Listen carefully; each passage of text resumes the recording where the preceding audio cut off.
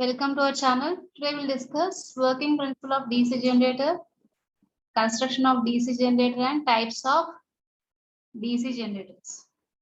An electrical generator is a machine which converts mechanical or power into electrical energy or power. The most common generator designed upon the principle of electromagnetic induction, a process by which a voltage, that is electromagnetic force or EMF, is generated or induced in a circuit by changing the magnetic flux. A generator which produces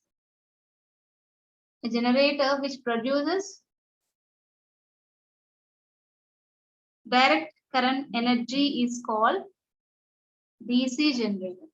Okay, the generator which is going to produce direct current can be known as DC generator.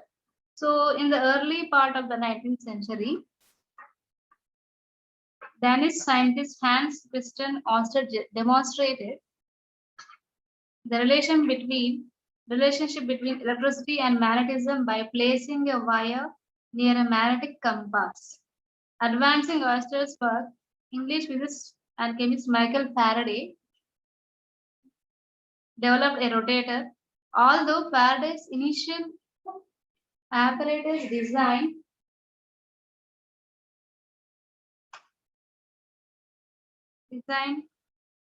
contained a conductive, that is electrical current carrying wire rotating around a magnet, Faraday found that he could also generate electrical current by rotating magnets about an electrically conductive wire. So accordingly, Faraday's laws state that changing magnetic flux induces an EMF in a coil of wire that is electrically conductive. So let me tell what is the generator here. So this has been given by Faraday.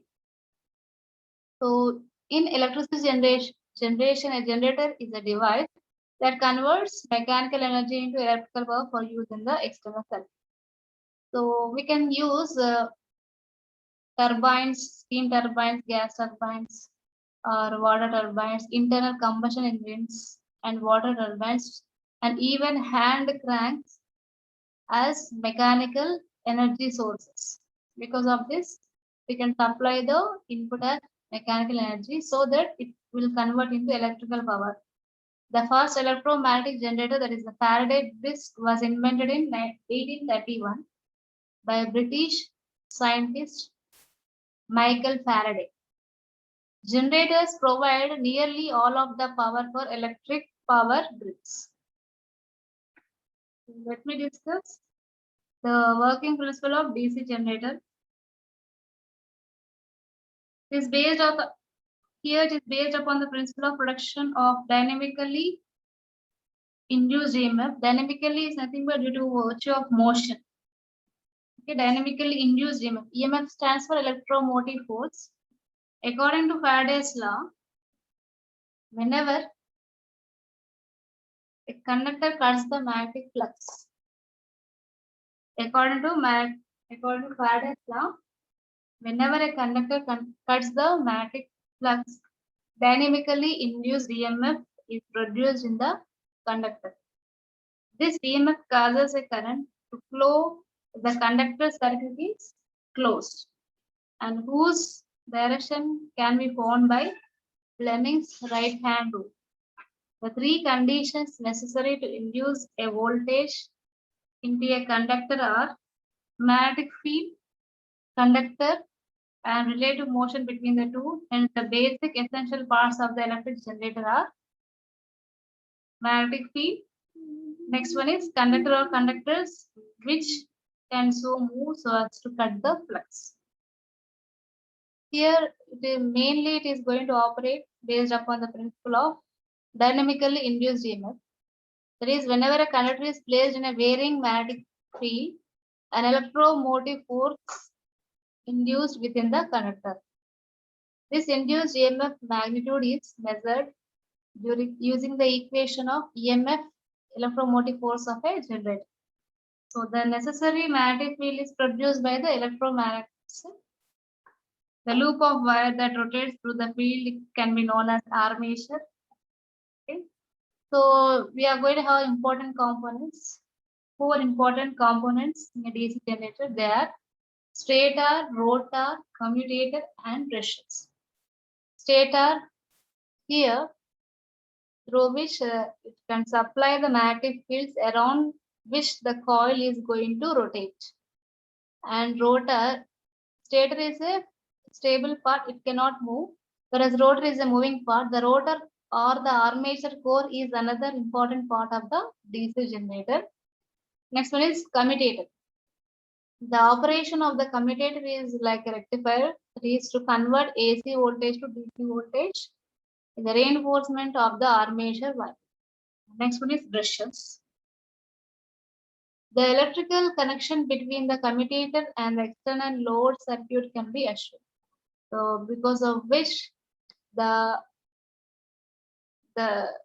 AC from through the commutator, the DC voltage is connected to the external load circuit. So here, let me discuss the working of DC generator. A DC generator is an energy converter that turns mechanical energy into electrical one. Okay, this change in the form of energy happens based on the principle of electromagnetic induction, which means wherever a change in the magnetic flux happens associated with the conductor, an EMF or electromagnetic force is induced in it. Okay, so DC generator operates on the principle of the dynamically induced electromagnetic force. When a conductor is placed in a very magnetic field and the EMF is induced within the conductor. This we can call it as a dynamically induced EMF. So this induced EMF magnitude is measured using the equation of the EMF of a generator. So the conductor is provided with a closed path. The induced current will circulate within the closed path. In this generator, the field coils will generate an electromagnetic field as well as the armature conductors are turned into the field. Therefore, an electromagnetically induced EMF will be generated within the armature conductors. The path of the induced current is provided by Fleming's left-hand rule. So let me tell Fleming's, according to this Fleming's left-hand rule,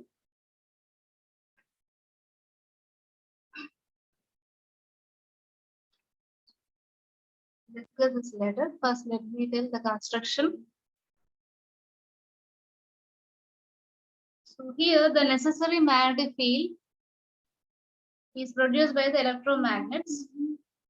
So in general, this electric generator is going to consist two parts: magnetic field and a conductor or conductors which can move so as to cut the flux. So the necessary magnetic field is produced by the electromagnets. The loop of wire that rotates through the field is called as armature. The ends of the armature loop are connected to the rings called slip rings. They rotate with the armature. The brushes with wires attached to them ride against the rings. The generated voltage appears across these brushes. The principle of a DC generator can given by dynamically induced EMF. It works on the principle of dynamically induced EMF. According to Faraday's law, whenever a conductor cuts the magnetic flux, dynamically induced EMF is produced in the conductor. This EMF causes a current to flow in the conductor if the conductor circuit is closed and whose direction is given by the Fleming's right hand rule. Next one is construction of DC generator. A DC generator is an electrical device which converts mechanical energy into electrical energy. It mainly consists of three main parts.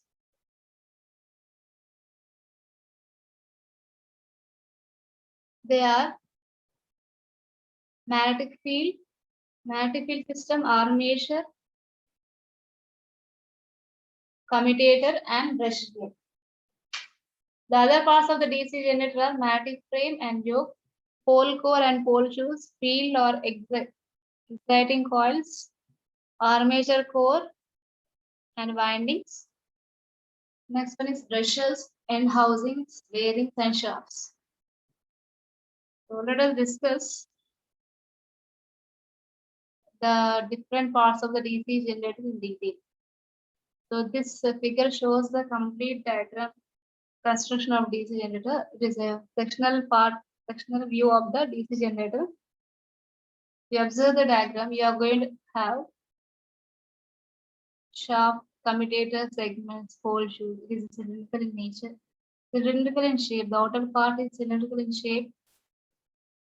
Third, we can call it as the armature, which is the rotating part. Here, this diagram gives a 4-pole DC generator. These are electromagnets. These poles will act as the electromagnets. And this outer part can be named as frame or yoke, and we can call it as the interpole. These are armature conductors and commutator and field windings. Okay. So let us discuss this in detail. So when the prime mover output is given to the generator armature starts rotating. Usually the poles on the yoke are made up of permanent magnets. Therefore, the armature conductor cuts the weak magnetic field established by permanent magnets, and small amount of EMF is induced in the armature winding according to Faraday's laws of electromagnetic induction. This induced EMF circulates a small amount of current through the field winding and strengthens the magnetic flux established, and hence the induced EMF. Thus, due to the reinforcement of the flux and EMF, the generator establishes the rated voltage. So here, let me discuss the different parts of the generator in detail. So first one is yoke, outer part. You can also name it as a magnetic frame. The outermost frame is known as yoke. It is made up of high permeability magnetic material, possessing sufficient mechanical strength. Cast iron is used in small machines, and cast steel or rolled steel is employed in large machines. So if it is large one, then it is made up of cast steel or rolled steel. Whereas if the machine is small in size, then the yoke is made with cast iron. These are the different components. Okay. Next one, the yoke serves for two purposes. Okay, the yoke is going to serve for two purposes. It protects the entire machine from dust and dirt, and also provides the mechanical support for the magnetic poles. And second one is it acts as the return path for the magnetic flux. That's why it is cylindrical shape. Next one is pole shoes. This can be known as pole shoes as well as pole cores. We can call this pole core and pole shoes. The field magnet consists of pole core and pole shoes. In modern design, the complete pole core and pole shoes are made up of thin laminations of annealed steel, which are pressed together and riveted and are secured to the yoke by means of screws bolted into steel rod as shown in the given figure. So the thickness is 0.5 mm thickness. So these are made up of thin laminations about 0.5 mm thickness. So the main function of pole core is to establish the required magnetic flux. The field winding is placed on the pole core. When that is current passes through this field winding, the core becomes an electromagnet and establishes the magnetic flux. The flux can be varied by varying the current through the field winding. So here the pole shoe serves as for two purposes. There, first one, it distributes the magnetic flux uniformly in the air gap. This represents the air gap. It distributes the magnetic flux uniformly in the air gap and reduces the reluctance of the magnetic path due to its larger cross-section area. And second thing is it supports the field winding, also called as exciting coils. Okay. Next one, field winding. Around the pole shoe, we are going to observe field winding. Let me tell what is the purpose of the field winding. The field winding consists of enameled coated copper aluminium wire and a former wound to fit over the pole core. When current is passed through the field winding coils, they electromagnetize the pole core, which produce the necessary magnetic flux. All the field coils are connected in such a way that the adjacent poles are made up of opposite polarities. Okay. Next one. Let me tell brushes and brush holders. The main function in the diagram, it is not there, but let me tell this. Generally, the function of the brush is to collect current from rotating commutator and deliver it to the external stationary load circuit. So you to brush the DC voltage, the induced EMF which is going to get from this armature is collected to the external load by means of these brushes. The function of the brush is to collect the current from the rotating commutator and deliver it to the external load circuit. They are usually made up of high-grade carbon and are housed in holders. The brush holders are secured in the front end housing with clamps. The brushes are held under pressure over the commutator. Okay, they are present over the commutator. The pressure being provided by a tension adjusting spring. A flexible copper pigtail mounted at the top of the brush conveys currents from the brushes. So advantage of this brushes are it facilitates the collection of current from the rotating commutator to stationary terminals. Carbon brushes minimizes the sparking and carbon brushes are very cheap. Disadvantages are wear and tear takes place and necessitates replacement of new one and it requires maintenance. The third one is the thermal voltage reduces due to brush contact drop. And next one is end covers. The end covers are usually made of cast iron or cast steel.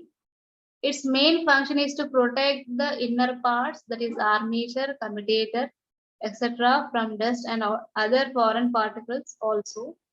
Provides the protection to the workers. The end cover holds the brush assembly. And next one is armature core. This armature core.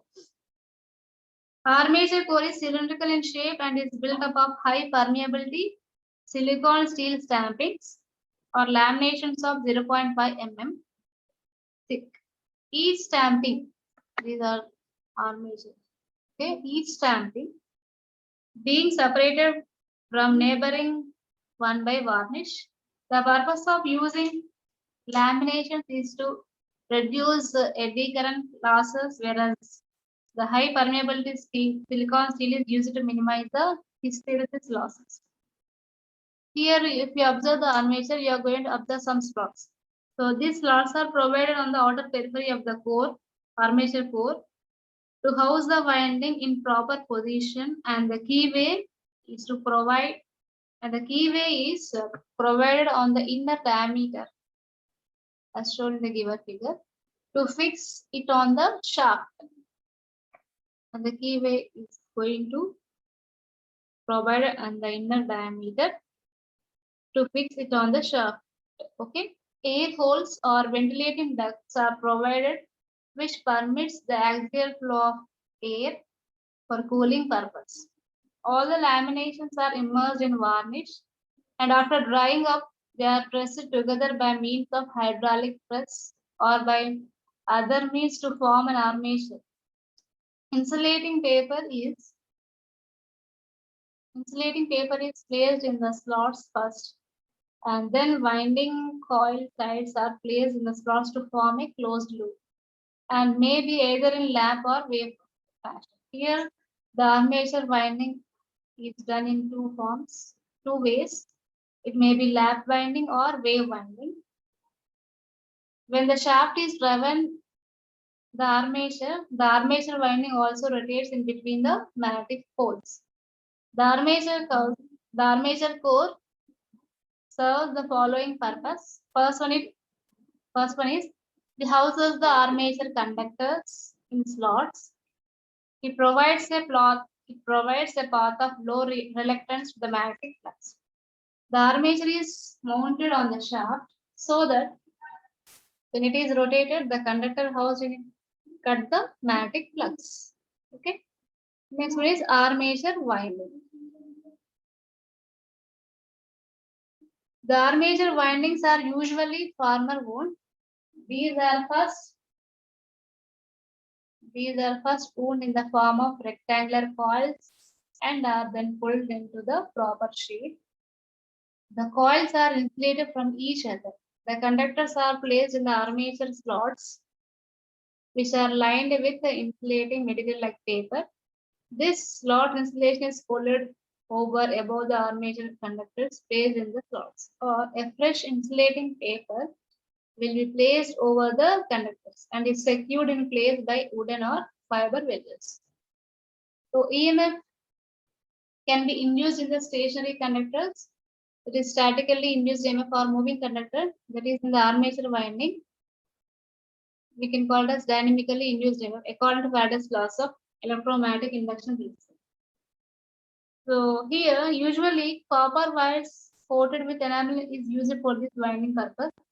Aluminium is the next best material for winding purpose. Of course, the use of aluminium reduces the cost of the machine. Then let me tell, next one is commutator.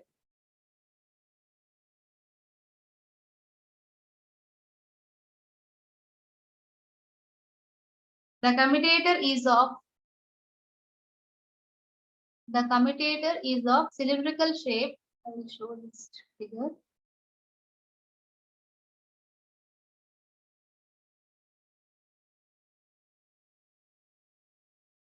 So here the commutator is cylindrical in shape and is made up of wedge-shaped, high conductivity, hard drawn copper segments. These segments are insulated from each other by a thin layer of mica. Each commutator segment, these are commutator segments. Each commutator segment is connected to your armature conductors by means of copper riser or lug. The number of segments are equal to the number of armature coils. The commutator is an important part of a DC generator and serves as for the following purposes. It facilitates the collection of current. It facilitates the collection of current from armature conductors. It converts the alternating current induced in the armature conductors into unidirectional current in the external load circuit.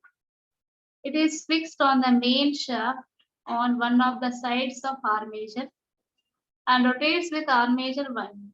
The armature winding terminals are connected to the commutator risers. These are the commutator risers. Okay.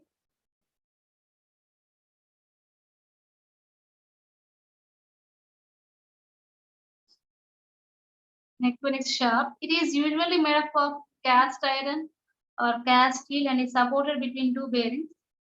The armature and commutator are housed on the shaft. It is provided with a key to hold the armature firmly, not to slip in proper position. Its main function is to rotate.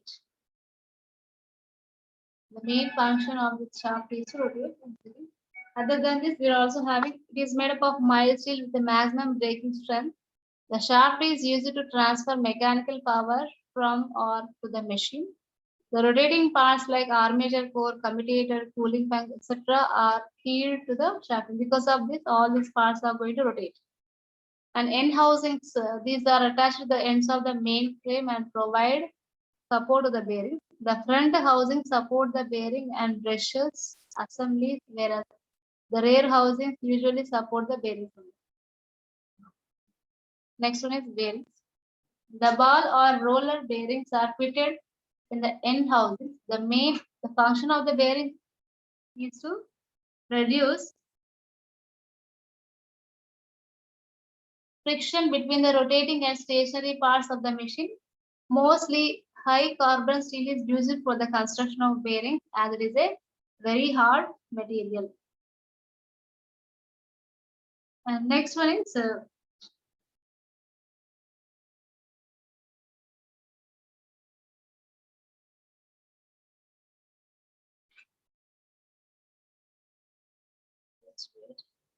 still any components are there.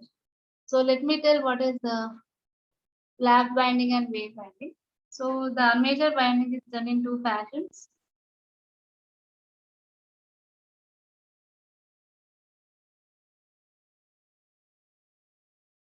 They are lap binding and wave binding. In lap binding, the conductors are connected in such a way that the number of parallel paths is equal to the number of poles. Thus, if a machine has P number of poles and Z number of armature conductors, then there will be P parallel paths. Each path will have Z by P conductors connected in series. In lap binding, the number of brushes is equal to the number of parallel paths, out of which half the brushes are positive and remaining half are negative. Next one is wave winding. In wave winding, the conductors are so connected that they are divided into two parallel parts, irrespective of number of poles of the machine. Thus, if the machine has Z armature conductors, there will be only two parallel parts, each having Z by 2 conductors in series. In this case, number of brushes is equal to 2, that is the number of parallel parts.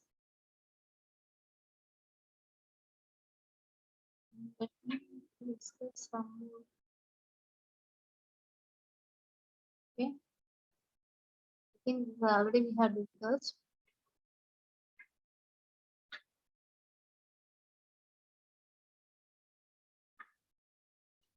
Okay. Once again, I will discuss the part of the material and the material by which it is made. Yoke is made up of cast iron or cast steel or rolled steel. Once again, all of you make a note of this point. The yoke is made up of cast iron or cast steel or rolled steel. So if it is a small machine, the yoke is made up of cast iron, and if it is a larger machine, the yoke is made up of cast steel or rolled steel. Pole cores and pole shoes are made up of annealed steel laminations. Next, armature cores are made up of silicon steel laminations. And next one is armature winding and field winding are made up of copper or aluminium. Commutator is made up of hard drawn copper, whereas brushes are made up of high grade carbon. Brush holders are made up of cast iron or cast steel. End covers are made up of cast iron or cast steel. Reverse shaft at last is also made up of cast iron or cast steel. Okay, next we'll discuss the types of DC generators. So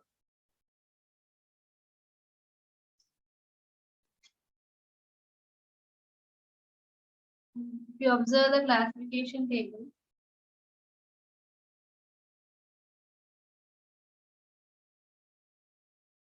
you can have basically the DC generators are classified in two types. They are self-excited DC generators, separately excited DC generators.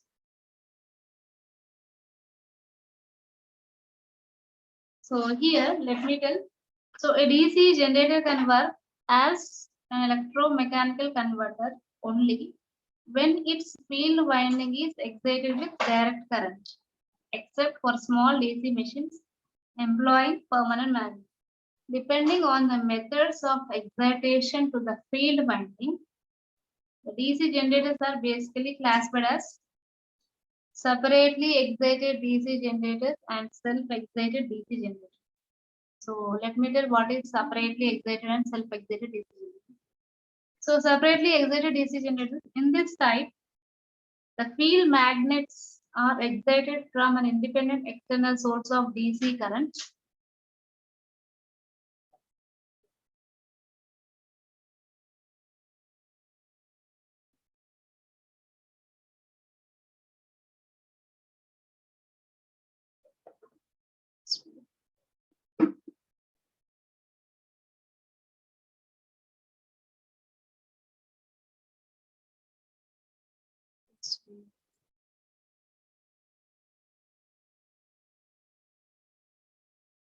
Here the field magnets, once again,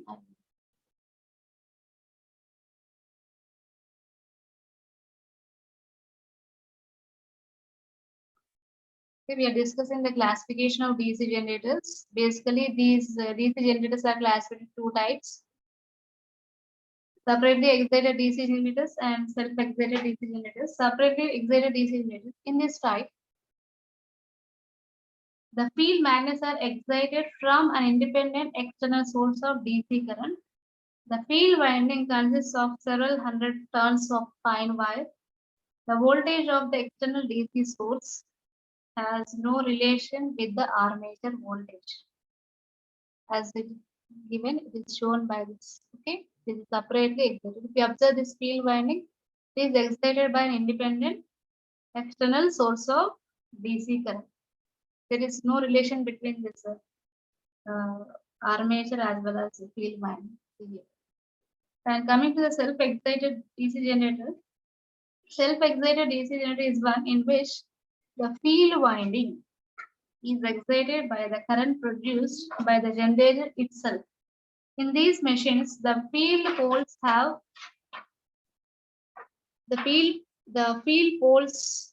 must have a residual magnetism. The armature rotates, some EMF and some induced current is produced, which is partly or fully passed to the field coils, thereby strengthening the residual pole flux. According to the manner in which their field coils or windings are connected to the armature, the self-excited DC generators are further classified as series wound generator, shunt wound generator, and compound wound generator.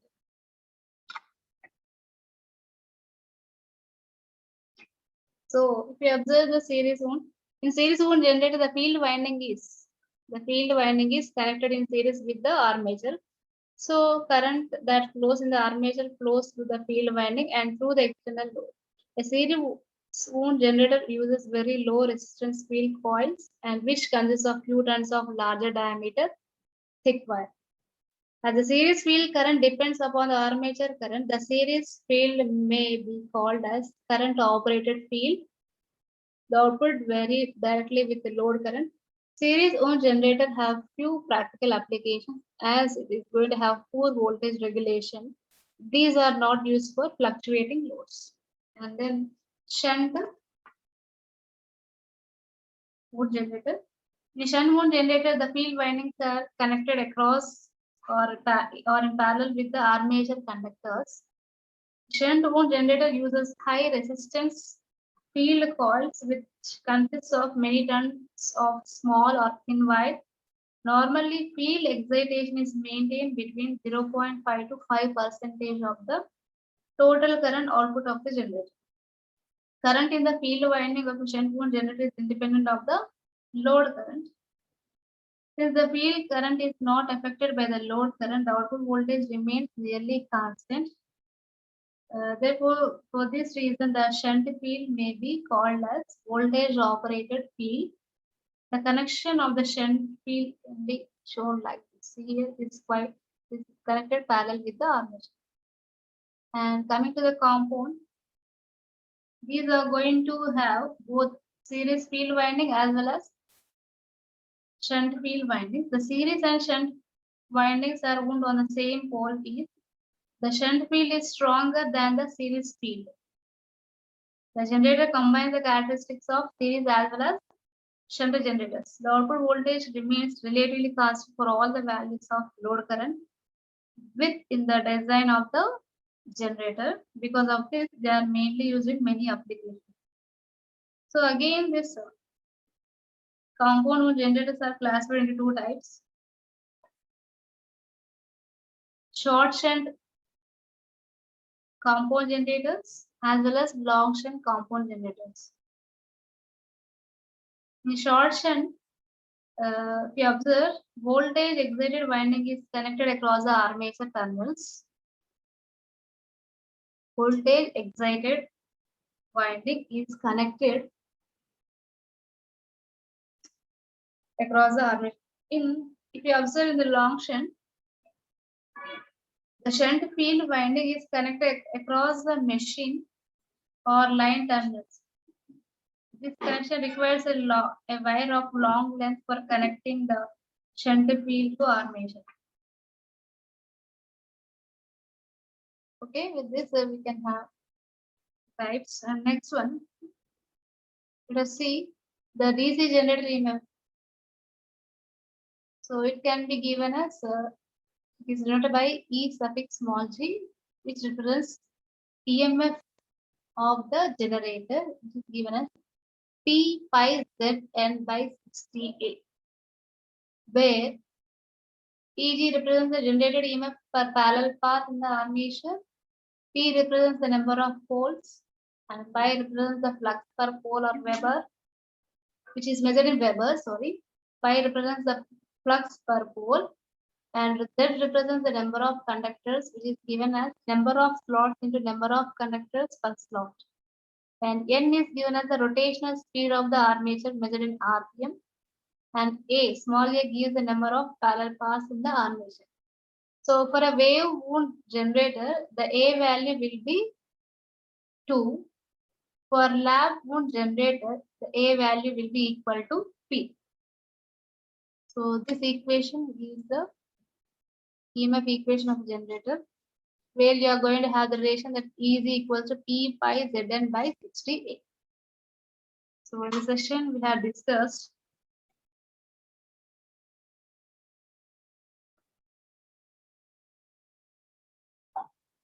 working principle of DC generator, construction of DC generator, types of DC generators. Let's move on to the previous slides once again. Mainly, it works on the principle dynamically induced EMF, which is given by Faraday's law. Generator is nothing but a machine which converts mechanical energy into electrical energy.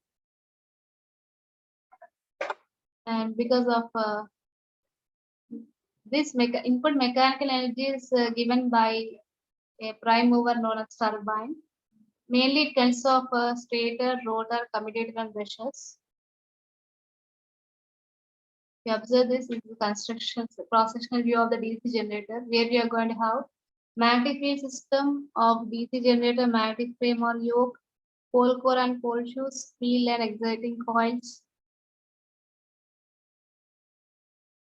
armature core, armature winding, commutator in DC generator, brushes, and housing, bearing, shaft, etc.